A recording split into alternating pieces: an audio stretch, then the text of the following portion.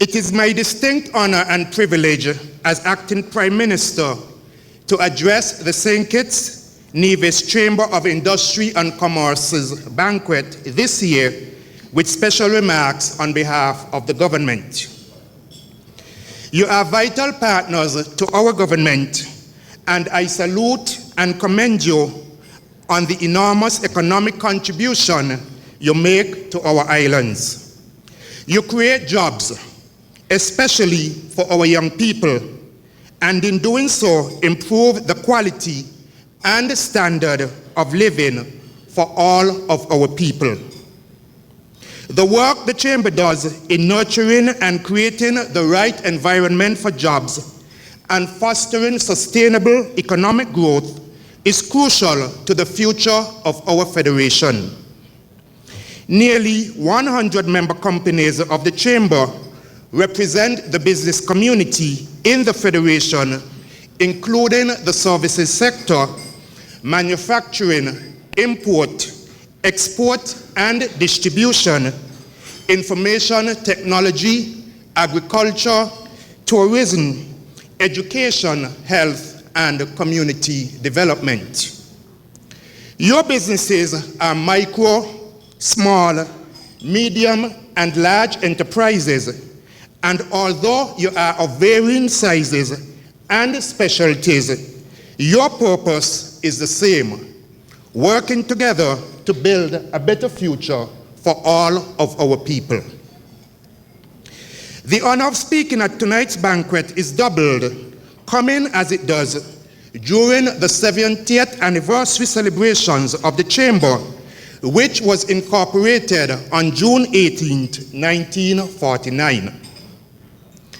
Students of history would know that the Chamber's incorporation came 4 years after the full publication of the report of the West India Royal Commission. It was known simply as the Moyne Report after Lord Moyne, who headed the commission.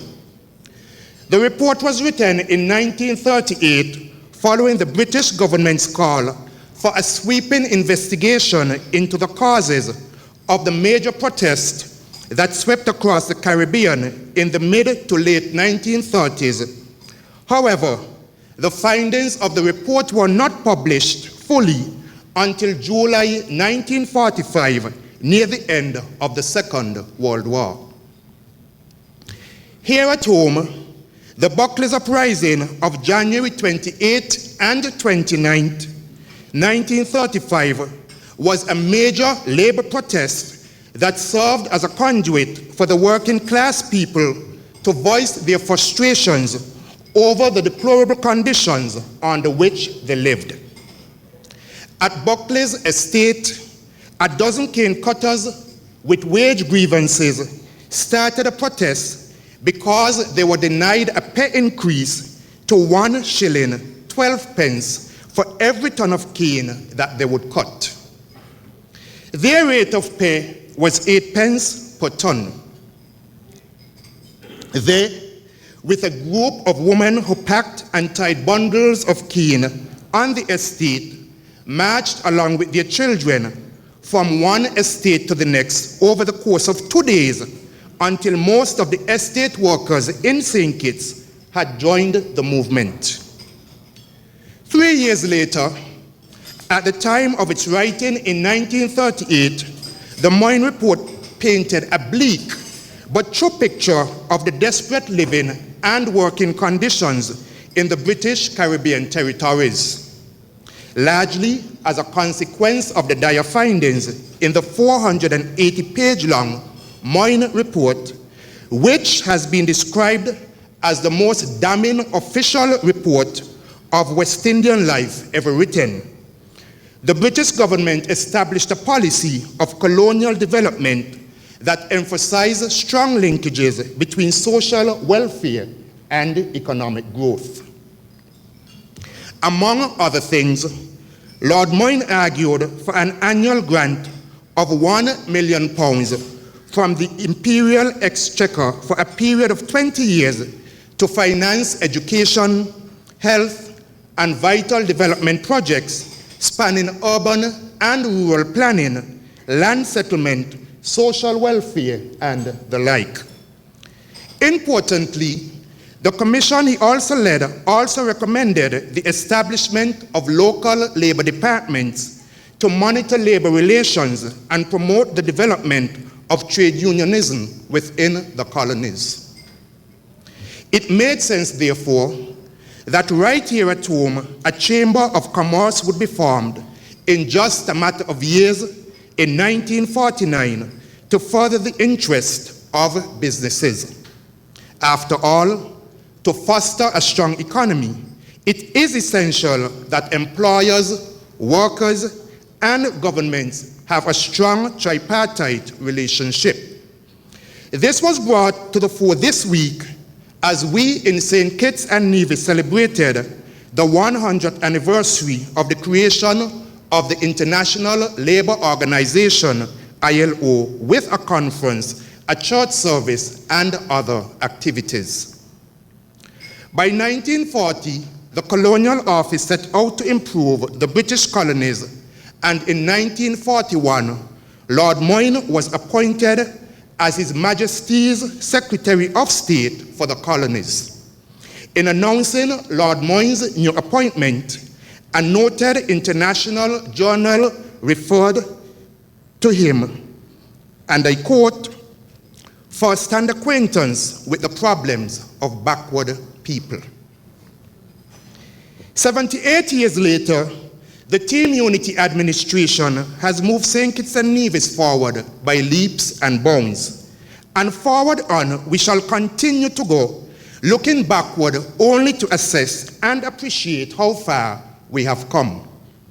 It was Marcus Garvey who said, "A people without the knowledge of their past, history, origin, and culture is like a tree without roots." When Garvey delivered a powerful address at the Mutual Improvement Society in St. Kitts 2 years after the Buckley's uprising, he also encouraged our forebears, and I quote, "Make St. Kitts your garden of Eden," end of quote.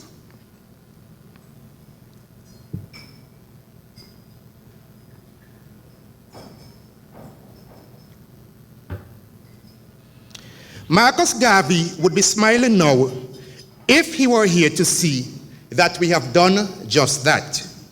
Our progressive and fresh approach has set the country we love on the right direction to take our place on the regional and international stage. God has blessed us with 2 precious islands.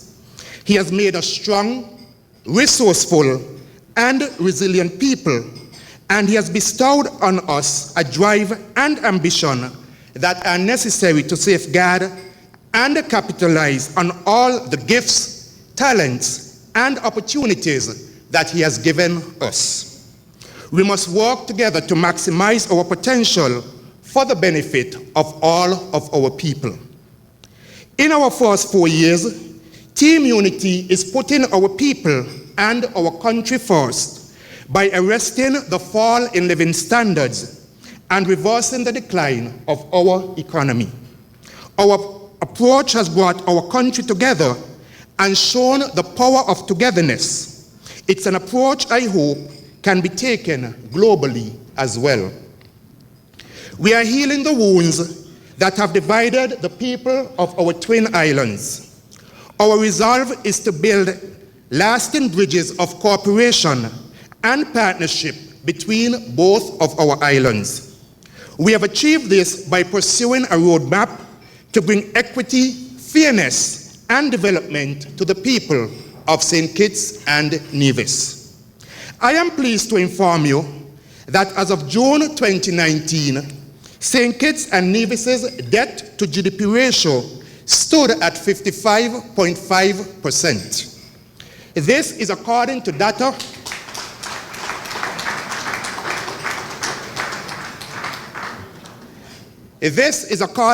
from the Ministry of Finance. Remarkably, This is a 35% improvement over June 2014, when our debt to GDP ratio was 85%, according to the Ministry of Finance. To further the good news is that, although it was reported that we attained the Eastern Caribbean Currency Union's ECCU's target benchmark of 60% in December 2018, becoming the first independent state in the ECCU to do so 12 years ahead of the target date, I have learned that based on revised GDP numbers the Ministry of Finance just received this month, St. Kitts and Nevis actually outdid itself by attaining the 60% debt to GDP ratio, not in December 2018, but even earlier, in March 2016, 13 months after the Team Unity administration took office. After taking office, we promptly paid off the $117 million debt that was owed to the IMF, which the former administration left the people of this country. To that past, we must never go back. Under the former administration, the total public debt ballooned to an estimated US $1.05 billion, about 200% of GDP. To that past, we must never go back. We must never go back to being a backward people, strangled as we once were by the noose of 17% value-added tax on food, medicines, and funeral expenses, in addition to an 85% increase in electricity tariff and significant increases in water bills. Those were the days when wage freezes were imposed on the public sector workforce for 4 consecutive years, 2011 to 2014. Now, under our administration, we have given them a double salary each December for 4 consecutive years, 2016 to 2019.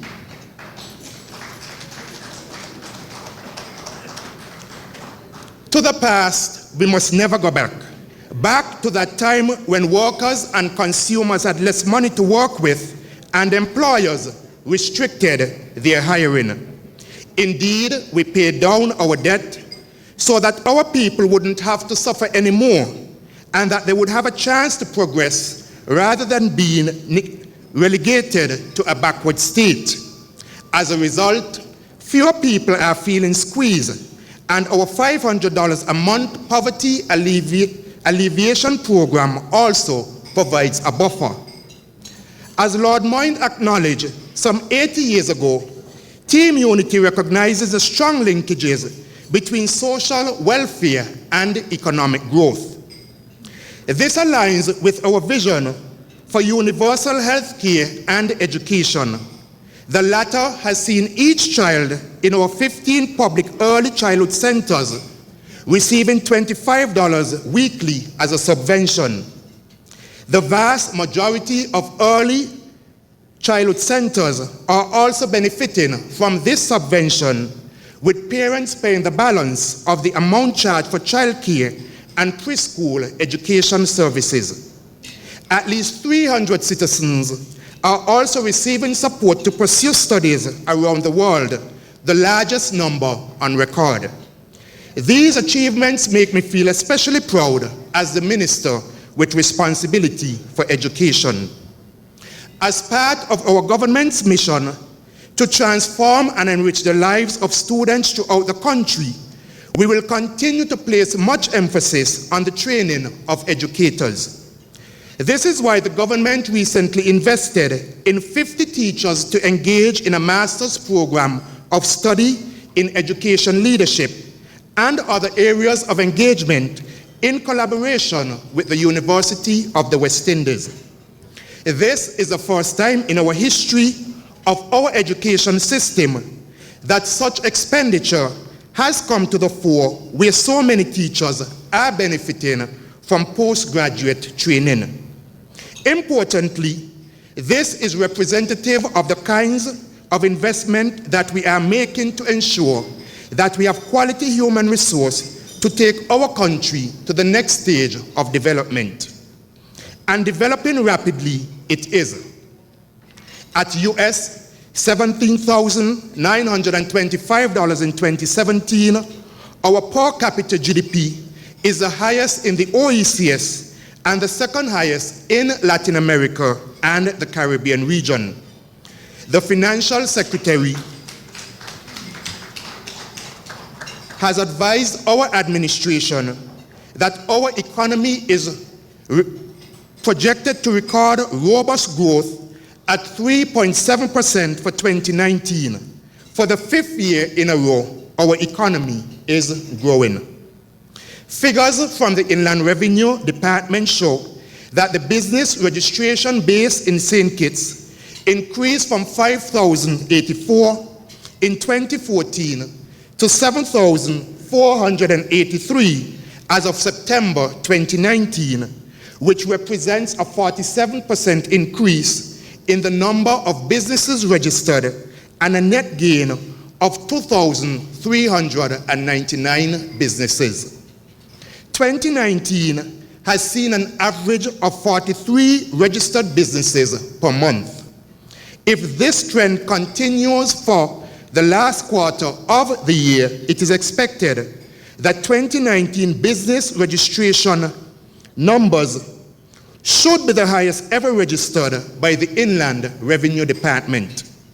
This acceleration in the growth of the business sector is due in part to the small business assistance funding that is being provided by the government and the ongoing compliance activities of the Inland Revenue Department to ensure that all businesses are registered. As it was reported during the recent national consultation on the economy, the transport, storage, and communication services sector, which contributes about 14.8% to GDP, is estimated to grow by 5.3% in 2019.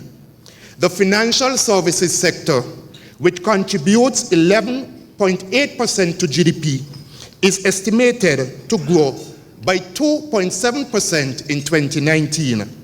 Construction activity, which contributes 17.8% to GDP, is anticipated to expand by 4.3% in 2019.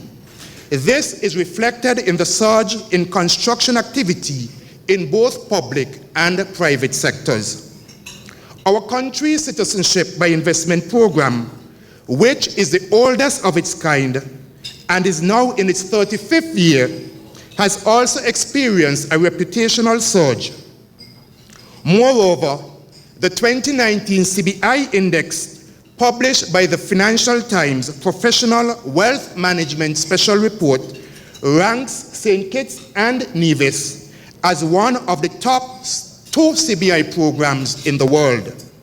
St. Kitts Nevis gets an excellent overall score of 89% and a perfect 10 out of 10 on the criteria of mandatory travel or residence, citizenship timeline, and due diligence.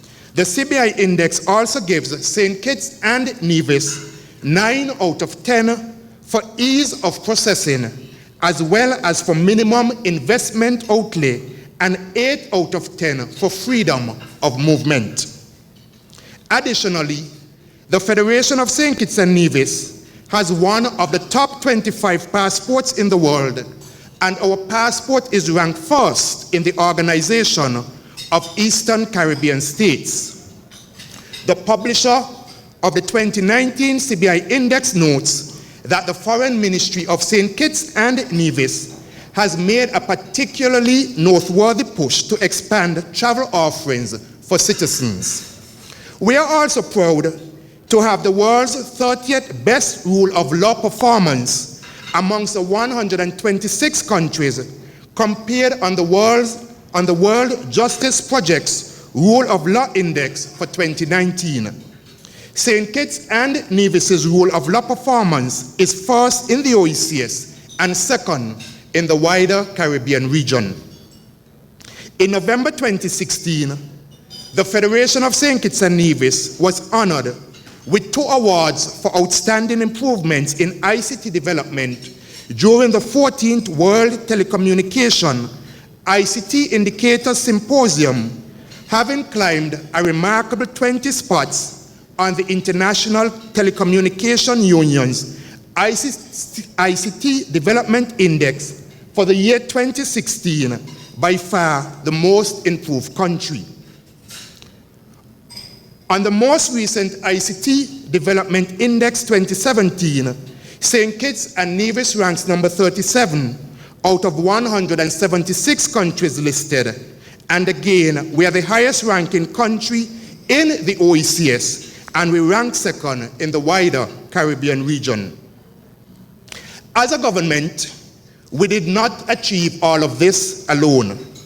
Tonight, I want to thank all members of the Chamber of Industry and Commerce who joined this journey with us and did the hard work to turn our economy around and get our nation moving in the right direction.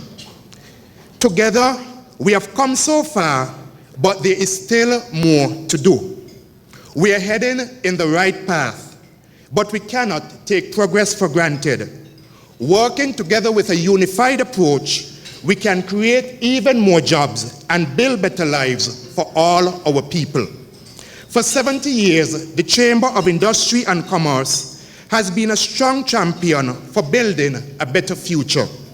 Your industry body has fought strongly for the values and beliefs of its members and achieved real results.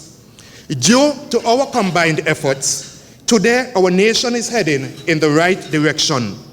Our people feel safer, have more opportunities, and our finances are more stable. All of us in this room know that we didn't get here by accident. We got here because a group of individuals put the people before politics and before party. We work together with the Chamber of Industry and Commerce for the betterment of our islands, and we are delivering on our plan to deliver an even stronger, brighter future. We face social, economic, political, and cultural challenges as a country, and threats to the well-being and advancement of our people, but we are determined to defeat them permanently. We have overcome slavery, colonialism, racial discrimination, and political conflict. So let us all continue working together as people who truly love this beautiful land of ours and keep our nation heading in the right direction. We stand on the verge of a prosperous future. It is a future we can look to with both pride and confidence. We thank God for the blessings He has given our islands and for the wonderful first 70 years He has given the Chamber of Industry and Commerce. May God continue to bless St. Kitts and Nevis. May He also bless the Chamber of Industry and Commerce and deliver you another 70 years of growth, prosperity, and strength. Thank you.